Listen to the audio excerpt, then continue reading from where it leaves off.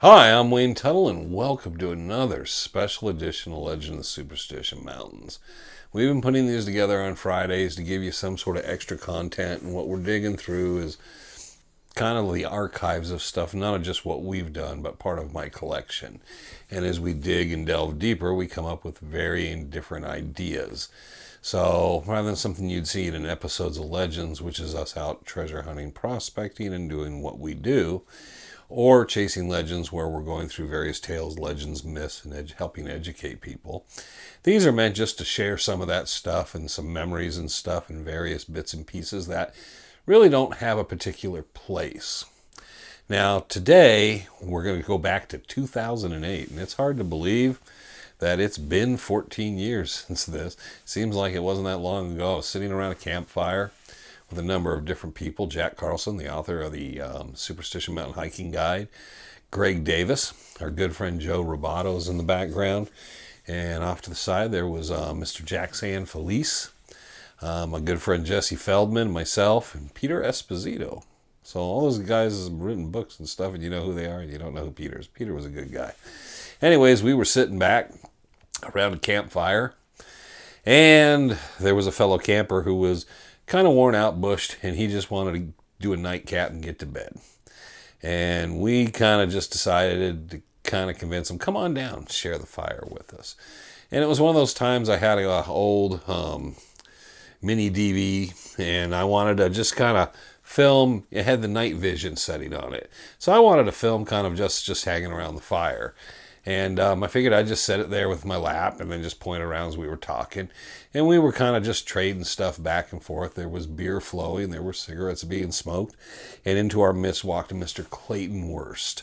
And Clay came down and said, well, I just wanted to come down and say goodnight. And let me sit here for a few minutes with you boys.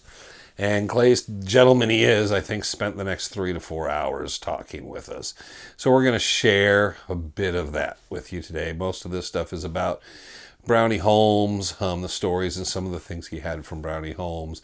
His Dick Holmes story, the Lost Dutchman and so forth. It's not the greatest audio in the world. I wasn't the best cameraman. There was drinking. Jesse and I were doing some drinking, and it didn't necessarily... we didn't use a tripod. I think I just had it sitting on my knee.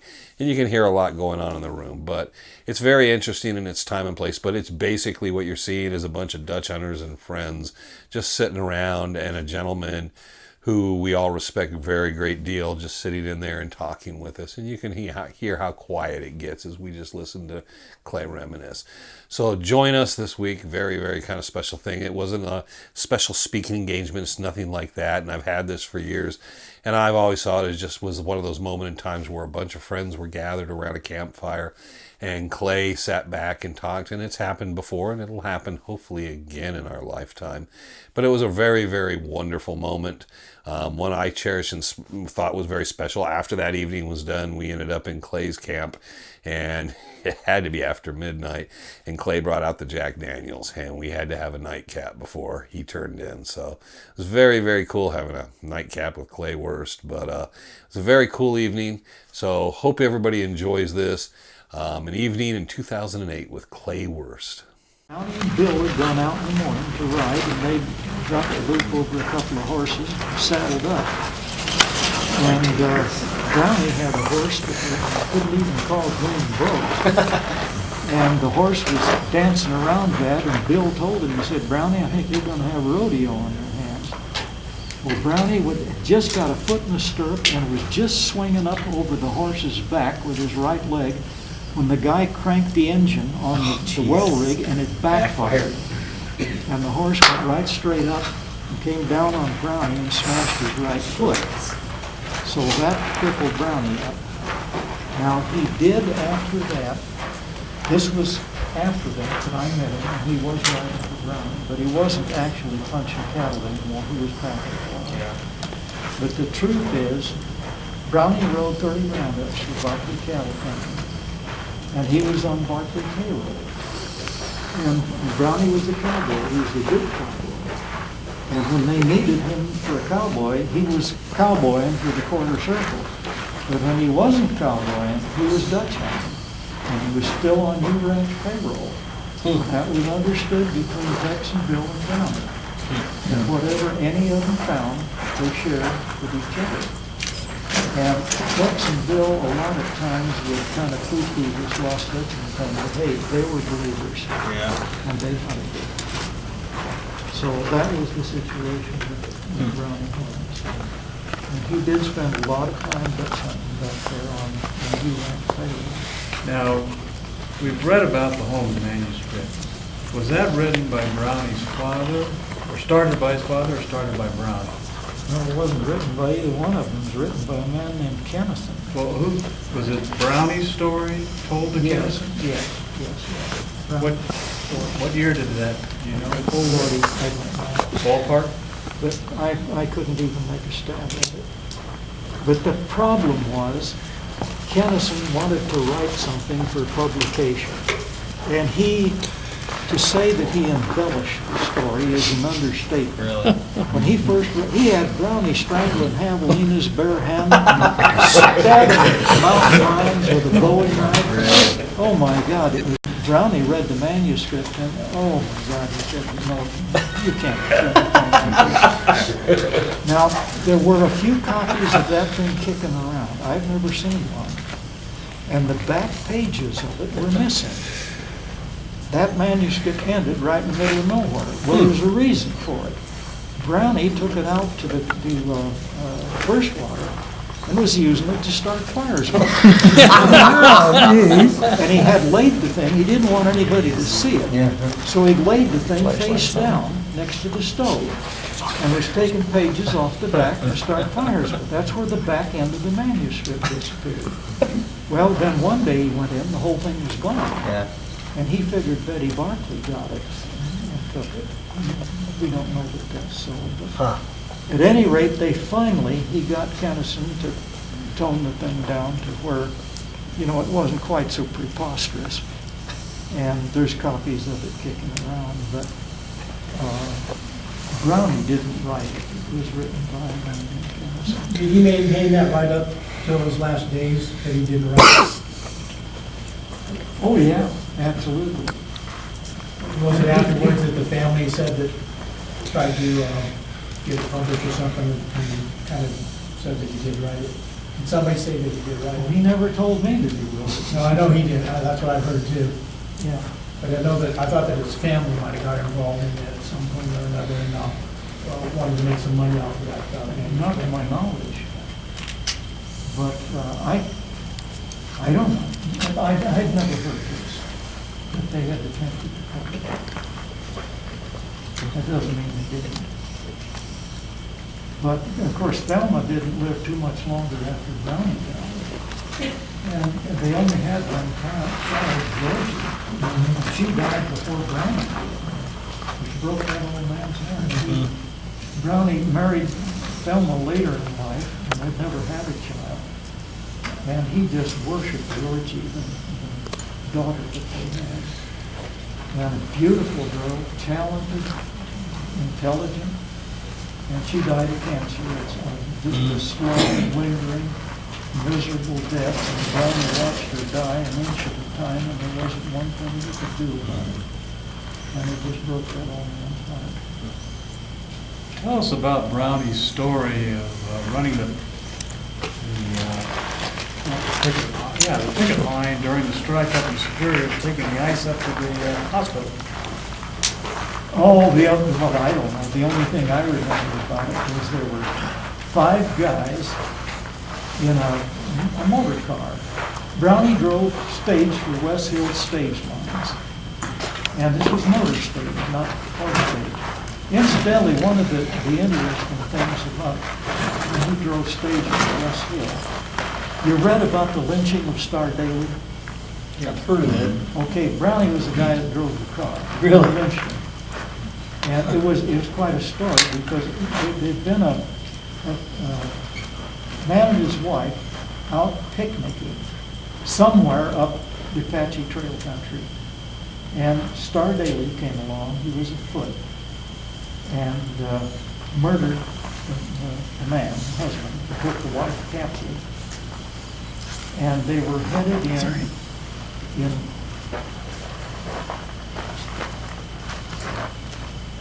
Now, I get out in the middle of the sentence and get hung up. They were heading I toward can't town. say the name of the man that he murdered. But at any rate, they were headed in towards Mesa and ran out of gas. Now, the woman had convinced Star Daly that she hated her husband and that she was willing to travel with him. Sure. And she thanked him for killing her. Well, she loved her husband. But she convinced Star Daly that she hated her husband and she loved Star Daly and would travel with him. So they were headed into Phoenix, ran out of gas this side of Mesa. He walked to a farmhouse with a gas can to get some gasoline. Kid came by on a bicycle. The woman told the kid what had happened. The kid rode in, got the sheriff, and they stopped Star Daly and arrested him. Well, at any rate, they hauled him down to jail, and word got around that what he'd done, and so they decided to lynch him. And they took one of West Hill's cars that said West Hill Stage Lines right on the door. And Brownie drove, and everybody else had a bandana handkerchief over their face. And somebody said, Brownie, don't you think you ought to put a mask? Oh, they drove right down Main Street in Mesa, and everybody, they knew what was happening. Yeah. Everybody was standing on the sidewalk cheering. And somebody said, Brownie, don't you think you ought to put a mask on? And Brownie said, a man 5 foot 6 or 7 inches tall driving a car that says West Hill Stage Lines on the door, put a mask on? What for? Everybody knew he drove through West Hill. So they took him out and hung him from a utility pole, I guess. I don't remember. I get my stories mixed up sometimes. But at any rate, West Hill's wife insisted that West fire Brownie, which he did, for using one of their cars. For a lynching. For a week later, he hired It's bad for business. A week later. But you asked me something else about Brownie, Right. and I got going on West Hill. During the strike, minor Oh, yeah. strike, Brownie was driving West Hill Stage in a Globe, I'm sure it's a Globe. And what they call the Wobblies had a strike on there, and they had a barricade. And there were 4 passengers in the car besides Brownie, all men. And they had a barricade up. And somebody flagged him down and said, you can't go through here, this road is closed. And he walked up to the door, and Brownie said it was the damnedest thing you ever saw. He said there was 5 6-shooters lined up on the door of the car, pointing right in this guy's stomach. And this guy said, gentlemen, please proceed. But Brownie said he never realized any one of them was carrying a gun. But he said it was like that. Oh, shoot. Sounds like a lot of the people that you first got involved with in the mountains here were quite friendly to you. We're pretty open. Sounds like a lot of the people that you first became involved with, first met when you started going into the mountains, were quite helpful to you. Oh, you bet. When you're an old man that has hunted this thing for years, and you're getting to the point where you can't hunt it anymore, if you can find a young guy that, you know, that you can see is sincere and is going to follow this thing through, they're going to help you all they can. And my big help, of course, was Chuck Ayler getting started. Yeah. But then Brownie towards the end, and Herman Petrash, I knew Herman, but not near as well as I knew Brownie. how'd you meet Herman? Through Henry Guberman. Henry had met Herman before I did, and hauled me out there and introduced me to Herman. Was Herman very talkative about his association with the Dutchman and searching for the mine? Yeah, but Herman had got to the point where he knew he wasn't going to find it. And he just said, you know, I don't want to own it. He said, I would just love to see it. Yeah. But the devil of it is Herman got most of his stuff through Julia and through Riney. And Riney, I don't know why, Riney knew that the Dutchman had gold and believed that he had a mine, but Riney was never really, as a kid, was never really that seriously interested in pursuing the thing. Don't know why. And he wasn't paying attention as he should have when the Dutchman was talking. And Herman and Riney had a falling out. Yeah. And I guess spent the last years of their life not even talking to each other. And Herman was mad at Riney because Riney just didn't pay attention as he should have. Julie obviously didn't either. Yeah, well, You think so? you Why not? try. People say, why did the Dutchman tell all this information to Dick Holmes? Who he knew him, but that's about the size of it. He wasn't an intimate friend of Dick Holmes. Why didn't he give all this information to Julia?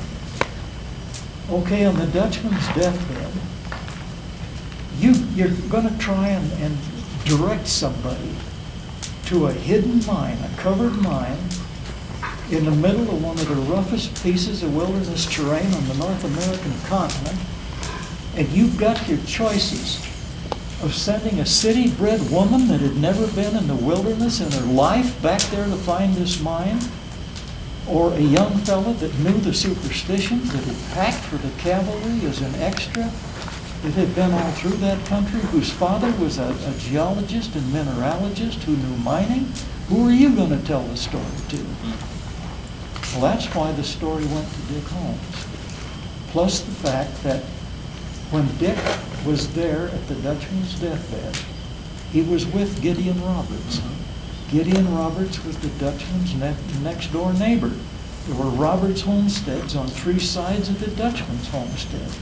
Roberts had traveled with the Dutchman from Castroville in Texas to the gold fields of California, up to Prescott, and then down to Phoenix. And Gideon Roberts and the Dutchman were intimate friends. And the fact that Dick Holmes was there with Gideon. Now, Gideon was an old man. He was the Dutchman's age. He died just a few months after the Dutchman did. Died of silicosis. Was a miner. Stonecutter's disease, they called it. But that was the reason that he latched on Dick Holmes. That he knew that if Holmes was a friend of Gideon's, he must be okay. And so it was to Dick Holmes that the Dutchman gave the deathbed revelation about the mine. But the problem was, he was a dying man. He could only talk for a little bit, and then he'd have to stop and rest. And then he'd talk a little more, and then he'd stop and rest. And so this thing was told in sequences, there was no continuity to it. And there was always the question, did he get the continuity right, or did he possibly get stuff switched around? They were never really sure. And regrettably, he died too soon. Another problem was the Dutchman was he was telling about how he acquired the mine, these Mexicans that he had killed in cold blood. And he was making his deathbed confession, if you want to call it that. Even in the pioneer era, even among unchurched people, there was a tradition that on your deathbed, you make your final confession. They called it making your peace. And he was trying to unload his conscience about how he killed these Mexicans. And Holmes and Roberts were trying to get him to talk about, for heaven's sakes, tell us how to get to the mine. But he would not be pushed. They could see that they couldn't push him. They had to let him get around to it by himself. And regrettably, he died too soon. Yeah, he told them a lot. But if anyone had ever been able to sit down with Jacob Waltz for 1 hour, when he was in good health, and he seriously wanted to direct you back to the mine and maybe draw you a map, the mine would have been found. But he simply died too soon. So I don't know that he had a mine. He definitely had a mine. you consider the people that knew him. Julia, Riney, Herman. Julia sold her store, sold her home, converted everything she had to cash to finance her attempt to find the money. She died of poverty. Riney hunted it till he killed himself, killed himself with a shotgun and glowed. Herman hunted it all his life. Dick Holmes hunted it for 16 years, I guess, and then sent Brownie in to hunt it for 40 years. Obviously, they believed he had a mine. And you know, you can understand a man might perpetrate a fraud on his enemies. He might perpetrate a fraud on strangers. But why perpetrate a fraud on your friends? When Julia took him into her home, nursed him through his final illness, Riney built a coffin and buried him when he died, why perpetrate a fraud on your friends? Doesn't make sense. Doesn't make sense. And there was the world under the bed as well. You got it. So there was proof that he had something. And it came from somewhere. Now, the gold was in what kind of a box? You know, wooden miner's candle box. And how many pounds of cob ore was there? It was 48 and a half pounds. And it was cob. Yeah. So about 50% gold, 50% quartz, would you say? Well, by weight, probably. By volume, no, it wouldn't have been had that much gold in it. Gold is so much heavier than quartz. But it was taken to an assayer named Joe Porterie. Joe Porterie had been the assayer at the Vulture mine at Wickenburg.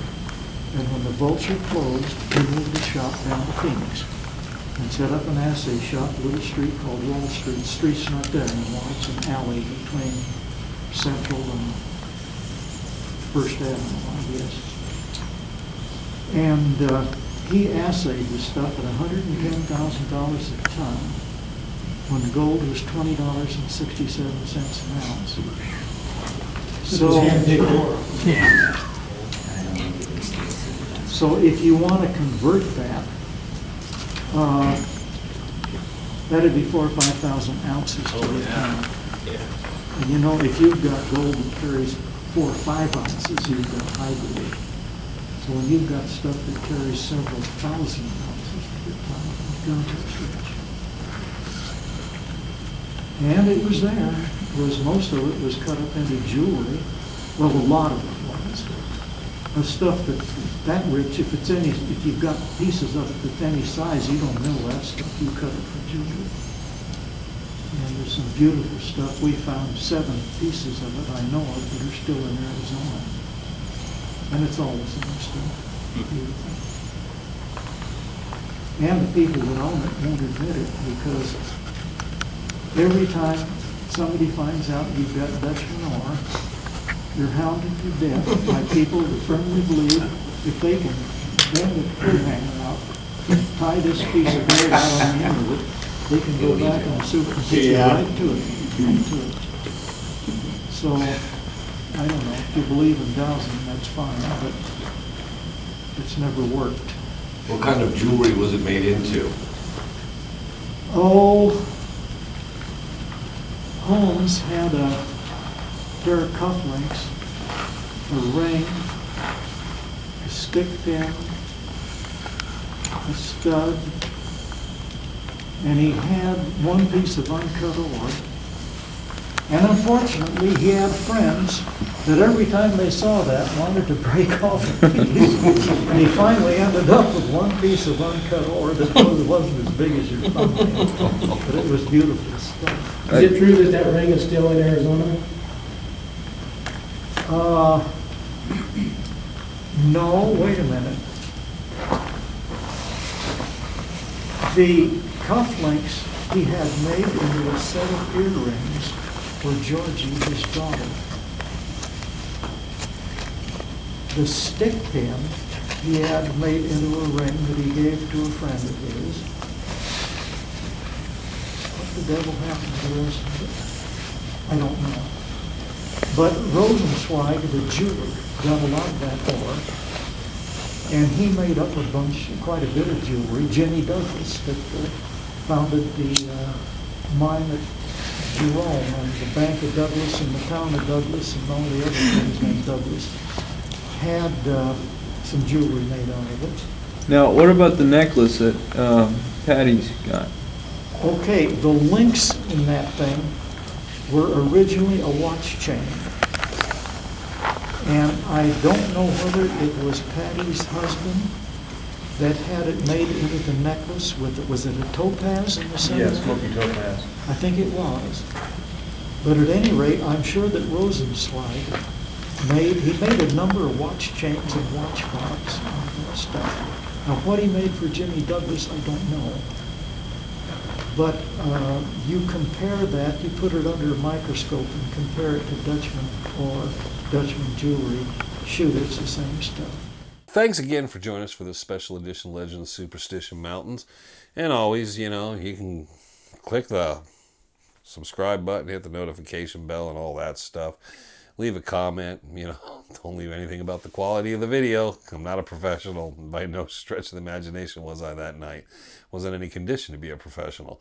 But please check out our About section, Dutch Hunter Rendezvous, Legend of Superstition Mountain shirts, and all goes to a great cause, what little there is. But yeah, thanks for joining us. Hopefully we can kind of find a few more of these things and kind of find some special tidbits while we're putting everything else together. So I hope you enjoyed it, and catch you Monday for Chasing Legends. Till then, remember, I'm Wayne Tuttle, you're not, and this was a special edition of Legend of the Superstition Mountains. Take care.